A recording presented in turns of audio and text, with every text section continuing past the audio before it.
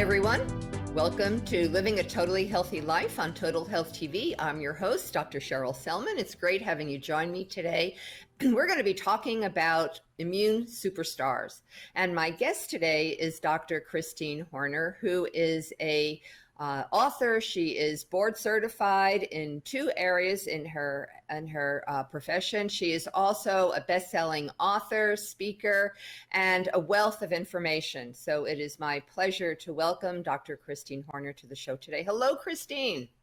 Hi, Sherrill. How are you? I'm great. And I'm so happy to have you on the show because you have such a wealth of knowledge as a board certified, double board certified practitioner, medical practitioner, also integrative medicine, also an author. You have covered quite a spectrum of knowledge in your career. So I'm thrilled to have you here because we're going to be talking about a subject that I know is really near and dear to you as it is to me, and that's understanding and powering up our immune system, which is especially important now that we're dealing with this pandemic. It brings to our attention the role of our immune system. So let's just jump into things, Christine. Why is the subject of building a healthy immune system an important subject when we're dealing with this COVID pandemic? Well, our immune system is kind of like everything as far as it's what keeps us well. So it's composed of all these different cells that go out and identify foreign invaders like bacteria and viruses, such as, COVID-19. Then it will identify it, destroy it, and get rid of it. And so having a strong immune system is something that can make a huge difference. And we're really seeing this disease is so strange, but we see this huge spectrum between lots of people, probably more than we ever anticipated, having no symptoms, completely asymptomatic, but yet they, test positive for it, all the way to having lots of deaths, as we're aware. And so there's many different things that go into whether you're going to have no symptoms or be dead, with it, but definitely having a strong immune system, as healthy as you can possibly be, makes a huge difference. One question I have, Christine, and it's kind of more of a rhetorical question, but as we've been going through these last several months and we hear all the news briefing on this COVID-19, very little, actually just about nothing, at least in mainstream media or by our politicians, is ever mentioned about the role of the immune system as one of the key strategies that we should really implement to keep us strong, to keep us resilient, and protect us against whatever may be going on in the environment. Do you have some comments about that? Well, sure. Our Western medicine, so, as you said, I'm double board certified. So I'm, a surgeon actually in general surgery and plastic surgery, but left my practice because I realized that most of the things I was seeing would be completely preventable. And so I truly didn't learn anything about health or how to create health when I went through all of my residencies and medical school and so forth. And it wasn't until I got out of those residencies that I started actually learning about Ayurveda, the traditional system of medicine from India. And that, is all about how do you create health. And so there really isn't a focus on it. I mean, interestingly, when this first started coming out, I'll say like maybe in early March or something like that, I was hearing on national news that they were talking about various different things like vitamin C and vitamin D because it could be very helpful for the immune system. But it seems to me like all of that kind of like went away. I haven't heard that for a very long time. And, I just think in Western medicine, we're so trained to try to come up with medications that are going to suppress, the symptoms or, to treat diseases, and that we're really not focused on prevention. But it's crucially important and kind of my main focus, because I think it makes all the difference in the world about whether you would be, like I said, getting this disease and having no symptoms or versus having severe symptoms and possibly dying. So, well, here's my next question. I have lots of questions for you, but here's my next question. So, we have been told that we're sheltering in place, and recently there's been some controversy about people getting outside on the beaches, especially California, and other places which have been open and then shut down. There is a missing piece that we need to understand about keeping ourselves healthy, keeping our immune system resilient, and that is the role of sunshine and being outside in nature, which seems to me is such an important piece. And yet, I don't think people understand it, or we're being denied access. So, can you elaborate a little bit about why going outside, why being in the sun, why sunshine actually, why our sun is one of the major gifts we've been given for health and vitality and strong immunity? Yeah, so we actually were designed to be living outside, originally. But one of the reasons that being exposed to sunshine is so important is that there's a reaction that happens between the sunshine and your skin where it will manufacture vitamin D. And it turns out that really the best hours for you to get the most kind of manufacturing of that vitamin D is between 10 and 2. Just the times we were told not to go outside because of the possible increased risk of skin cancer. But it turns out that that's actually the most important time for us to get sun exposure in order to manufacture vitamin D. So vitamin D is so important for us that it actually, they've discovered that it is essential for the proper functioning of every cell in our body. So it acts more like a hormone. If you're low in vitamin D levels, which some insane number, like 80 to 90% of Americans are low in vitamin D, it really ramps up your risk of all sorts of different diseases, from neurological problems like Parkinson's disease, multiple sclerosis. Of course, it's involved in bone health. It also lowers your risk of developing certain cancers and on and on. And it also has been determined that it's absolutely crucial for a healthy immune system. So the previous chief at the Centers for Disease Control actually had been talking about why he felt it was really important for people to be taking vitamin D, and in relationship to COVID-19, because there's this research showing that if your vitamin D levels are low, it really ramps up your risk of developing viral infections or upper respiratory tract infections. And there's a study that shows a direct linear relationship between what your vitamin D levels are and your risk of developing these various different diseases. And then vitamin D also has huge anti-inflammatory effects with it. So they felt like, one of the problems that people have that really increases mortality is this thing called a cytokine storm. And it's when your immune system kind of goes crazy trying to, fight the disease, huge amounts of inflammation. And that's what's very damaging to various different organs, our lungs, our heart. They're discovering more and more that this virus can really attack and injure. And so by keeping that kind of reaction down, it really, really may lower your risk of having severe symptoms and mortality. And so vitamin D is something that's been shown to be beneficial for that as well. You want to have your levels between 40 and 60 nanograms per milliliter. And that, the amount that you take per day is really based on what your levels are. Everybody's different. Different people need different amounts. I mean, lots of huge ranges from 2,000 international units a day up to 10 or, more to get your levels up to that range. And so you really need to have your blood tested to see what your levels are so you can adjust the amount that you're taking. So that's a really good point as we're looking at our immune superstars. I would want to add getting outside in the sun is critical any time of the day. It's kind of crazy that our beaches are closed and people are prevented from getting outside, getting their toes in the sand, getting in the water, getting the sunshine, because that is such a natural solution for health. Right. And this vitamin D piece, that we should all be taking vitamin D, because the vast majority, especially the elderly who are most vulnerable, or those people with chronic conditions, all tend to have, they probably all do have low vitamin D levels. So it's a natural, inexpensive, safe strategy that everyone should really consider doing. I think it's really fundamental to Yes, our I mean, health. absolutely. Yeah.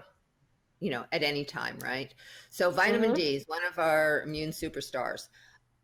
I just saw, and it's been coming out recently, how obesity is being acknowledged as a major risk factor for COVID-19. Let's Hmm. just say viruses or immune compromised conditions.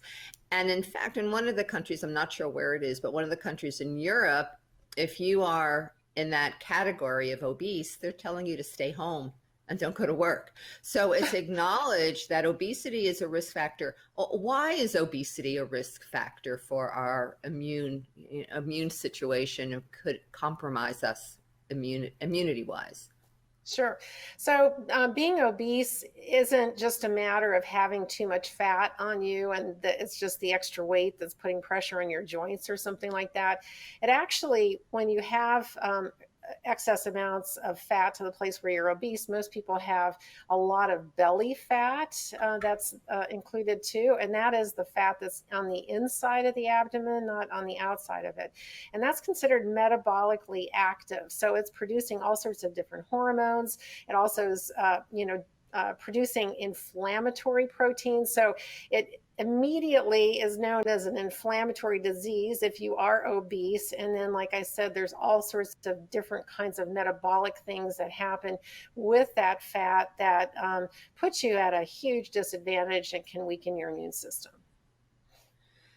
Well, that's a really big story because I just saw a statistic that said 150 million Americans are obese or on their way to be obese. 150, that's like half the Yep. population. Yeah. Yeah. Well, I think we really choose the wrong foods. So, like right now, because, we're quarantined, right? So, there's just a lot of stress. Like everybody's under a lot of stress and a kind of a normal human being thing, at least for lots of people, not me, but, is to reach for comfort foods. And these are usually foods that are high in sugars and carbohydrates, and they're very addictive too. They cause a whole kind of neurochemical cascade in our body that makes us addicted to it, but it also just completely annihilates our immune system. I mean, there's studies that show that after a high sugary meal, that the number and function of the white blood cells in the body can drop as much as 90% for 5 hours afterwards. So it's really choosing the wrong foods. And, the best foods that research shows is eating a lot of organic plants. So lots of fresh, fruits and vegetables.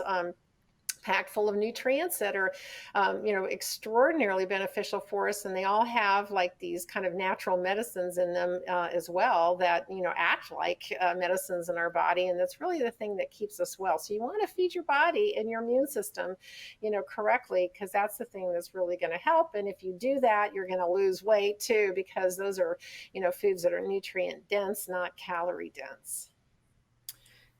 That's such great information. I live in this fantasy world. So in my fantasy world, the public health department in the United States would be using this time to put out, announcements of get good food, eat healthy food, eat live food, get sunshine, take some vitamin C, make sure your vitamin D levels are good. Of course, that's my fantasy because it will never really happen in the Yeah. mainstream, as we know, because they're just not. They're censoring that information. So that kind of leads me to my next question, which is the role of vitamin C, which has been talked about, and there are the pros and cons in the media. I think people are really confused about the role of vitamin C. So what is your understanding of the role in vitamin C for our immune system and overall health? Sure. So, vitamin C is another, vitamin that's absolutely crucial for our immune system. Like vitamin D, there's been previous research with vitamin C showing that if you're deficient in that vitamin, your risk of upper respiratory tract infections and the flus is much, much higher. So, as a preventative tool, we definitely want to be taking at least 1,000 milligrams of vitamin C a day because it's a water soluble vitamin. We don't store it in our bodies. And so, the recommendation is that you could actually take it in divided doses multiple times a day if you wanted to. Now, they are using intravenous vitamin C in the hospitals. This was first reported with COVID-19 patients in China, and they reported that they had better results with those individuals. And intravenous vitamin C actually behaves a little differently than if you're taking it orally. So they give high dose, vitamin C intravenously, and it has this huge kind of anti-inflammatory effect and also antiviral effect when given at those dosages. And so just, right now we're having a hard time because this is a new virus and we don't have, research on it. So we're just kind of gathering research as we go with it. And so kind of the early research out of China showed that when they were giving the high dose vitamin C, then it correlated with people being able to get off the ventilator faster.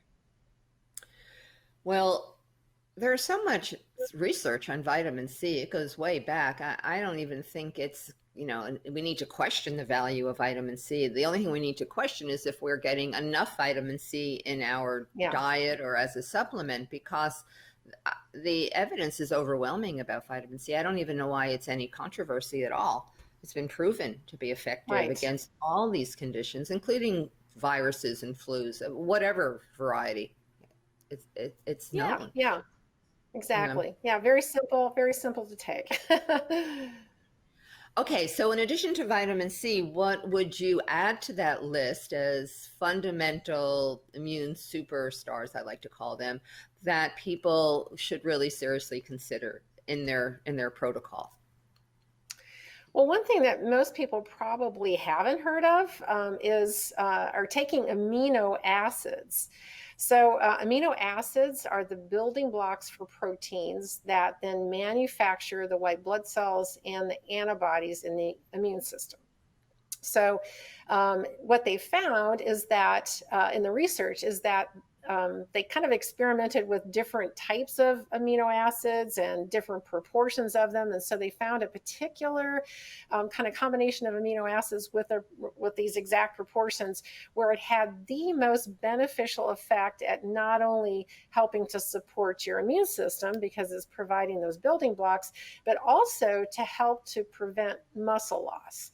Now you think, well, what's muscle loss got to do with it? And it actually has a lot to do with it. So there's a phenomenon, actually several different bad things that happen to us as we get older, but our immune systems get weaker, but also we have a certain amount of muscle loss that happens every year after the age of 30 or 40 at the very latest.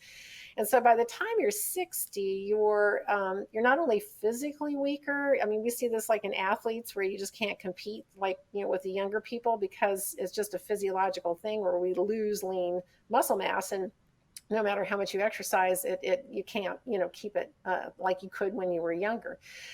So we get this muscle loss, but it also turns out that the amount of lean muscle that we have directly affects how strong our immune system is as well. So it's, weakening, that muscle loss weakens us physically, but also physiologically, and then also, with our immune system. So the research shows that if we take an amino acid supplement, that it will, like I said, help to keep our immune system strong, but also prevent that muscle loss. And so when they discovered this one combination, where they had the very best results with it, they found that giving these amino acids to people, that it could resulted in rebuilding and repairing muscle by as much as 57%, which is pretty amazing, and not even exercising with that, which is, amazing. And then the most incredible research I've seen is where they took elderly nursing home patients who were at bed rest, and you can imagine they'd have, huge amounts of muscle loss with that. They gave them this amino acid, formula, and it prevented them from having muscle loss. So, just kind of incredible. So I recommend a supplement, an amino acid supplement called Rejuvenate. And Rejuvenate is based on that exact formula that they used in the research. So that's why I recommend that. And then it's super easy to take. So it comes as a packet, like this, and then you just put it into a glass of water as a powder and stir it up and drink it, once a day. So it's a little hard to find. If you Google Rejuvenate, you'll probably find a floor polish or something. So the best website to get it and to get more information on it is rejuvenatemuscle.com.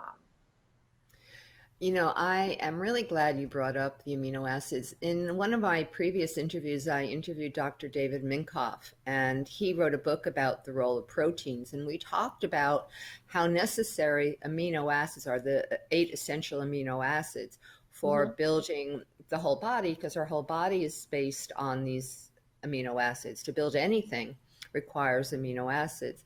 And he was also talking about how our immune system needs these amino acids to make the immunoglobulins that are protecting us.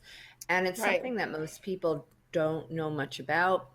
And even if people go, well, I'm taking protein every day, it doesn't mean that it's converting into amino acids, because there may be issues with digestion, low hydrochloric acid in your stomach. There's so many things that can impair your body's ability Right. to get the protein, break it down into those essential amino acids. So I take an amino acid supplement every day as well. So Oh, I'm glad we're good. Me talking too. about that, because I Yeah, me want too. not just have a healthy immune system, I want that muscle mass, which is Right. so Right. important. Yeah, Right. yeah. And and it really, when people go, okay, so you just have to eat protein. Well, it's like those protein powders that, are recommended if you're like bodybuilding. I used to be a bodybuilder. That's done in conjunction with lifting weights. And again, right now we're not getting the exercise, that we've had, probably because we're quarantined. I used to play tennis 4 or 5 times a week and go to the gym 3 times a week, dance, and I that right now because of the quarantine. I'm still running, but definitely, the amount of exercise that I did is way less. And I was also a certified personal trainer at one point in my life. And so most people just aren't aware how fast they lose that muscle when they, stop exercising, or at least, cut down on exercising. And so that's why I think doing amino acid supplement like Rejuvenate, where it is something that the studies show that particular combination is the most effective. And so it works way better than, like, eating a steak, which has all sorts of health problems, associated with it.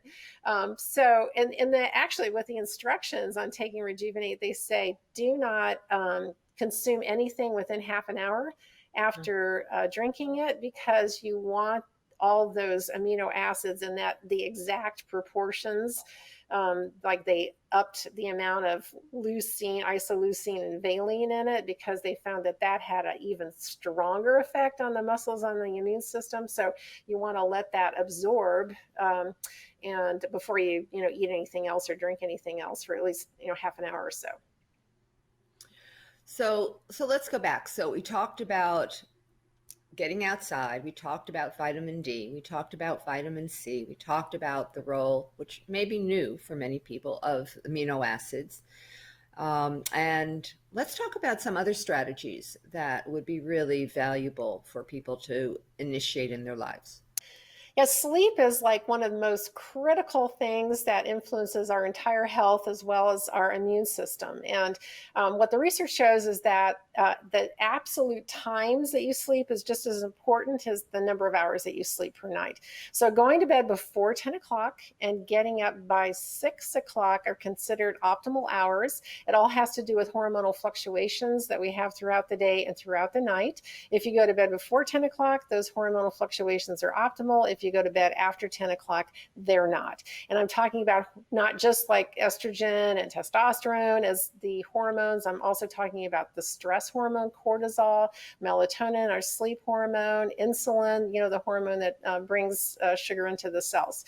So if you stay up to midnight on a regular basis, research shows that it almost doubles your risk of diabetes, obesity, heart disease, certain cancers, because there's so severe hormonal imbalances that occur. So definitely get yourself to bed before. There's tons of studies showing that nothing slugs our immune system more than stress. And all of us are stressed out right now. So practicing an effective stress reducing technique like meditation, Tai Chi, yoga, all these things train your nervous system to not be as responsive to stress. So it doesn't produce as much cortisol when stress comes your way. Fortunately, we've got lots of YouTube videos on right now that give instructions on how to do these techniques if you've never done them before. And I've been doing yoga classes in my living room with the YouTube videos. But definitely, really practicing one of these techniques every single day is going to be a huge difference in your life and keeping your immune system strong. Well, you've given us such great strategies, Christine. I want to thank you because you have been dedicated to supporting people and creating optimal health. I have to say, you have some fantastic books, and I really love your recent award-winning book, Radiant Health Ageless. Was it Radiant Health Ageless Beauty?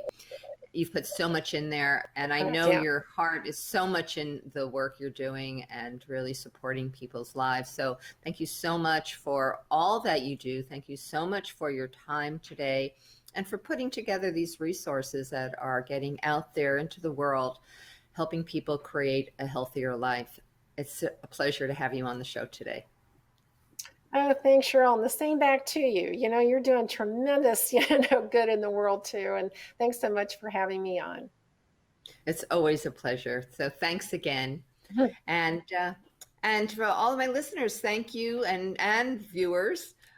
Thanks for joining me again on Living a Totally Healthy Life on Total Health TV. Stay tuned to the episodes that we will be posting on a regular basis. So please like us over on our Facebook page, subscribe to our YouTube channel, or visit our website as well. And we'll see you again soon. Bye for now.